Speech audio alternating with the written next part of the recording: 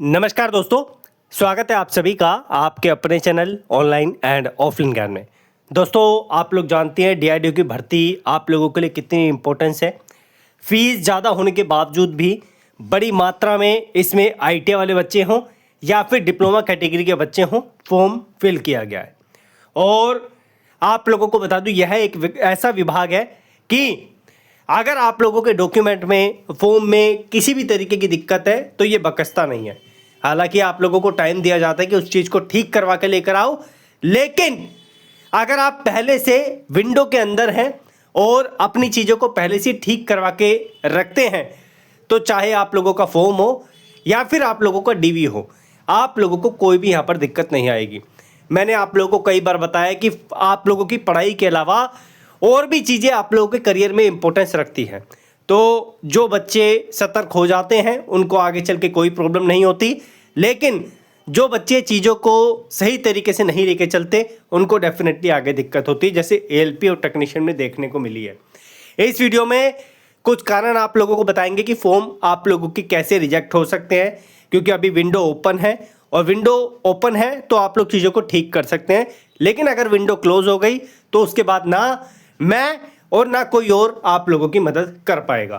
बढ़ते आगे, डीआरडीओ के प्रीवियस पेपर्स में आपको ऑलरेडी दे ही चुका हूँ, फुल कंटेंट आपको दे ही चुका हूँ। ऑल कोर्सेज में फुल कंटेंट, जिसमें डीआरडीओ 50 का कोड आप लोग अप्लाई करेंगे, डिस्क्रिप्शन में दे दूंगा और इसमें आप लोगों को प्रीवियस पेपर्स मिल जाएंगे।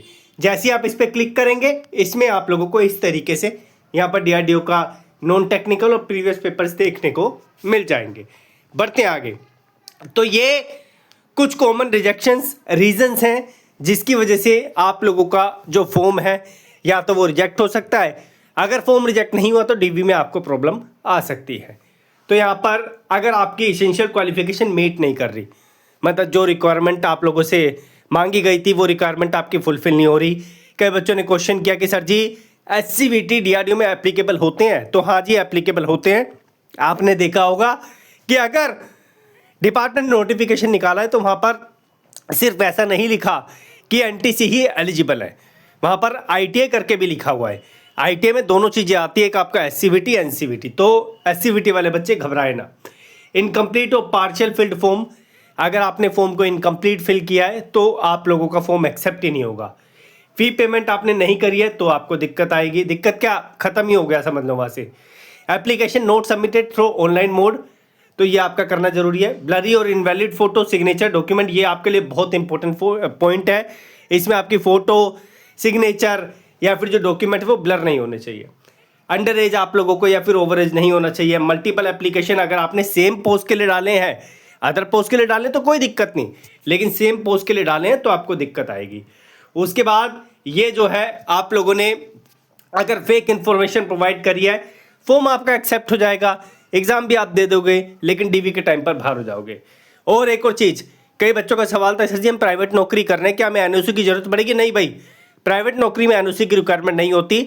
अगर आप गवर्नमेंट एम्प्लॉय हैं और डीआरडीओ में आप लोग जा रहे हैं, आपकी ज्वाइनिंग है, तो आपको एनओसी की रिक्वायरमेंट पड़ेगी अगर आपने वहाँ पर यस किया है तो। और यस आपको करना ही पड़ेगा, क्योंकि आप लोग जानते ही हैं गवर्नमेंट से गवर्नमेंट में जा रहे हैं तो वहाँ पर एनओसी की रिक्वायरमेंट होती है। प्राइवेट को किसी प्रकार की यहाँ पर जरूरत नहीं पड़ेगी।